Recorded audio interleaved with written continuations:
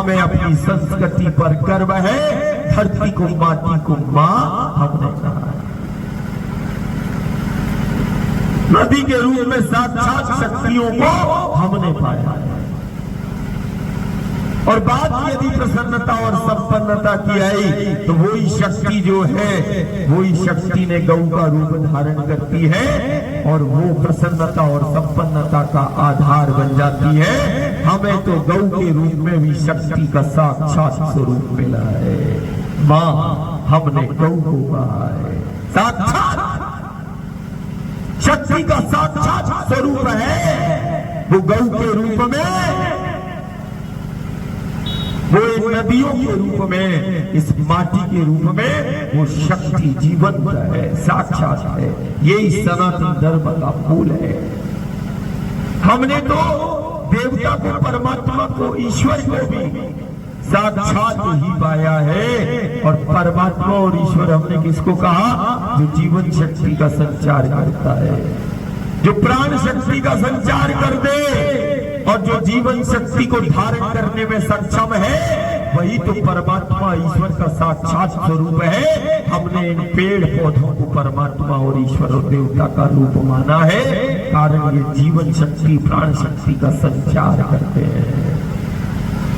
एक परमात्मा ही है, एक ईश्वर ही है जो जीवन शक्ति, प्राण शक्ति का संचार करता है। वो परमात्मा ही तो होगा, वो ईश्वर ही तो होगा। ईश्वर का, देवता का साक्षात स्वरूप है। ये हमारे पेड़ और पहाड़ हैं, इनको हमने माना, इनको हमने पूजा।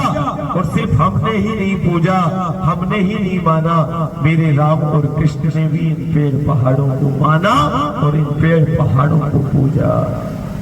वही तो राम है जो कामदगिरी से प्रार्थना करते हैं, वही तो मेरे राम है जो गोवर्धन का मान बढ़ाते हैं और पहाड़ों में छिपी जीवन शक्ति को बताते हैं, पेड़ पहाड़ों को अपना स्वरूप बताते हैं। वही तो मेरे राम है, वही तो मेरे श्याम है। पेड़ पहाड़ों में छिपी जीवन शक्ति को बता दिया और इन पेड़ पहाड़ों से हमारी सुरक्षा है, हमारी व्यवस्था है, ये सारे जगत को बता दिया। हम ही दुनिया में जो हम पेड़ और पहाड़ों को पूजते हैं, हम ही हैं। हमने तुलसी के पौधे से प्रार्थना करते हुए मां को देखा, कभी बड़, कभी पीपल, कभी आंवला, कभी नीम, कभी आम, कभी साज, कभी महुआ। वृक्षों को देवता के रूप में और वृक्षों को शिव स्वरूप, परमात्मा और ईश्वर का रूप हमने ही माना और हमने ही उसको जाना है। देखो आज चारों तरफ संक्रमण और आपदा है और देखो इतनी असाधारण शक्तियां हमें प्रत्यक्ष मिली है, उसके बाद गांव नगर संक्रमण और आपदाओं का शिकार है। कारण गलत आचरण, गलत जीवन शैली। हम उसी राम और कृष्ण का चिंतन करते, देखो वो वन में रहते हैं और वन में रहकर वो जीना सिखाते हैं, वही तो राम कहलाते हैं।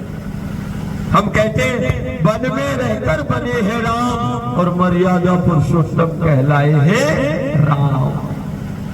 वन में रहकर बना है मेरा राम, हम वनों को मिटाकर बनने की बात करते हैं। ये कैसा हो गया? गलत। वन में रहकर वो जीना सिखाता है, हम वनों को, जंगलों को काट कर जीने की बात करने लगे। ये गलत आचरण हमारा हो गया है।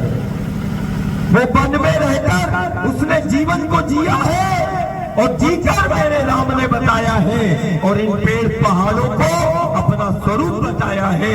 पेड़ पहाड़ों में छिपी उस व्यवस्था और उस शक्ति को बताया है।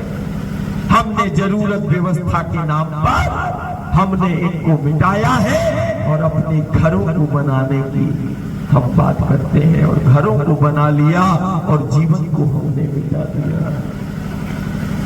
आज जीवन सिमटता चला जा रहा है, गांव में जीवन सिमटता चला जा रहा है। देश और दुनिया उठा के देख लेना, गांव और नगर मिटते चले जा रहे हैं। कारण इन पेड़ पहाड़ों और जंगलों को माँ तो शक्ति को छेड़ दिया, जरूरत व्यवस्था के नाम पर पेड़ पहाड़ और जंगलों को मिटा दिया।